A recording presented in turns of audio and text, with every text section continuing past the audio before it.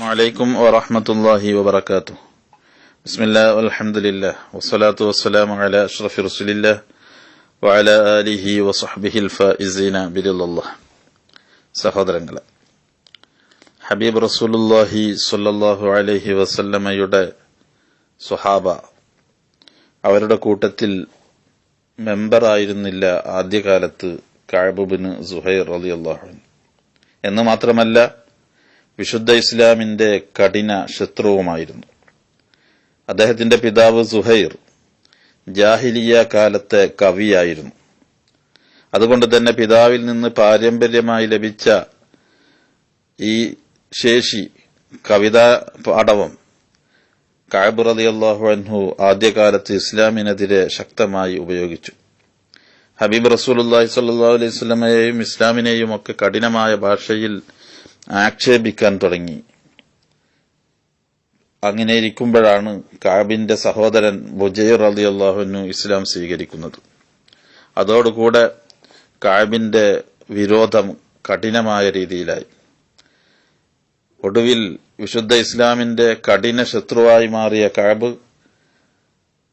പക്ഷേ തന്റെ സഹോദരനെ ഈമാനിലേക്ക്, ഹിദായത്തിലേക്ക് ക്ഷണിക്കാനുള്ള ബുജൈർ റളിയല്ലാഹു അൻഹുവിന്റെ ഉത്കടമായ ആഗ്രഹം കൊണ്ട് പിന്നീട് ഇസ്ലാമിലേക്ക് വരികയാണ് ചെയ്തത്.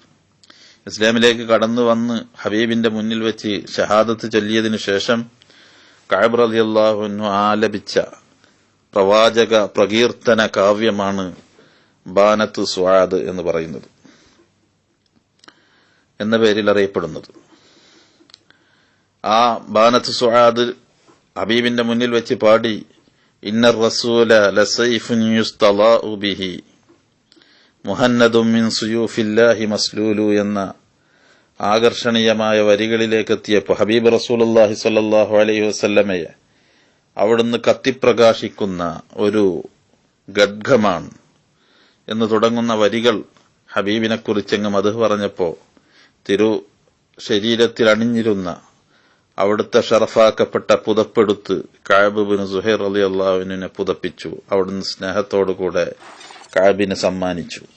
അതുകൊണ്ട് തന്നെ ആ ഖസീദക്ക് ഖസീദത്തുൽ ബുർദ എന്ന പേരിൽ അറിയപ്പെടുന്നു. എന്ന രീതിയിൽ തന്നെ മഹാനായ ഇമാം ബൂസീരി റഹിമഹുല്ലാഹയുടെ ജീവിതത്തിലും നമുക്കൊരു സംഭവം കാണാൻ കഴിയും. ബൂസീരി ഇമാം റളിയല്ലാഹു അൻഹു ഖസീദ രചിക്കുന്നതിന് നിമിത്തമായ സംഭവം ചരിത്രങ്ങളിൽ രേഖപ്പെട്ടു കിടക്കുന്നുണ്ട്.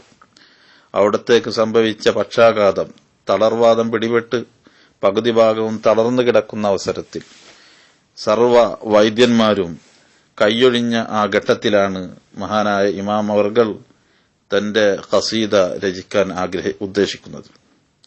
അങ്ങനെ ആ ഖസീദ പൂർത്തിയാക്കിയ സമയം അവിടുന്ന് സ്വപ്നത്തിൽ ഹബീബ് റസൂലുള്ളാഹി സ്വല്ലല്ലാഹു അലൈഹി വസല്ലമയെ കാണുകയും അവിടുത്തെ ഷർഫാക്കപ്പെട്ട കൈകൾ കൊണ്ട് അദ്ദേഹത്തെ തടവുകയും അദ്ദേഹത്തിന്റെ ശരീരത്തിലേക്ക് ഒരു പുതപ്പിട്ട് കൊടുക്കുകയും ചെയ്തു എന്ന് ചരിത്രങ്ങളിൽ കാണാം. അങ്ങനെ ആ രോഗത്തിൽ നിന്ന് അദ്ദേഹം പൂർണ്ണമായി ശിഫ നേടുകയാണ്. ആ സമയത്ത് ഈ സംഭവം, ഇങ്ങനെ ഒരു ഖസീദ രചിച്ചതോ ഇമാം ബൂസീരി റഹിമഹുല്ലാ ഒരാളെയും അറിയിച്ചിട്ടില്ല. എന്നാൽ അടുത്ത ദിവസം പകൽ തന്റെ സ്നേഹിതനായ ഒരു ഫഖീർ ഇമാമിന്റെ അരികിലേക്ക് വന്നിട്ട് പറഞ്ഞു, നിങ്ങൾ രചിച്ച ആ ഖസീദ എനിക്ക് തരണം. ഇമാം ചോദിച്ചു, ഏത് ഖസീദ? അപ്പോൾ പറഞ്ഞു, അമിൻ തദക്കുരി ജീറാനിൻ ബിദി സലമി എന്ന് തുടങ്ങുന്ന ആ വരികൾ പാടിക്കൊണ്ട് പറഞ്ഞു, ആ ഖസീദ തന്നെ. ഞാൻ ഈ ഖസീദ രചിച്ചത് ആരോടും പറഞ്ഞിട്ടില്ലല്ലോ, നിങ്ങളെങ്ങനെ അറിഞ്ഞു? അതിന് ആ ഫഖീർ നൽകിയ മറുപടി, ഞാൻ ഇന്നലെ ഹബീബ് റസൂലുള്ളാഹി സ്വല്ലല്ലാഹു അലൈഹി വസല്ലമയെ സ്വപ്നത്തിൽ ദർശിച്ചു. അവിടുത്തെ മുന്നിൽ വെച്ച് നിങ്ങളുടെ ഈ ഖസീദ ഇങ്ങനെ പാടുന്നുണ്ടായിരുന്നു. ആ ഖസീദ കേട്ട് കേട്ട് ഹബീബ് സ്വല്ലല്ലാഹു അലൈഹി വസല്ലമ സന്തോഷത്തോടു കൂടെ മരച്ചില്ലകളാടുന്നത് പോലെ ചാഞ്ഞും ചെരിഞ്ഞും കൊണ്ട് അതിങ്ങനെ ആസ്വദിക്കുന്നു. അത് ഞാൻ കണ്ടു, അതുകൊണ്ടാണ് ഞാൻ നിങ്ങളോട് ചോദിക്കുന്നത് എന്ന് ആ ഫക്കീർ മറുപടി പറഞ്ഞു.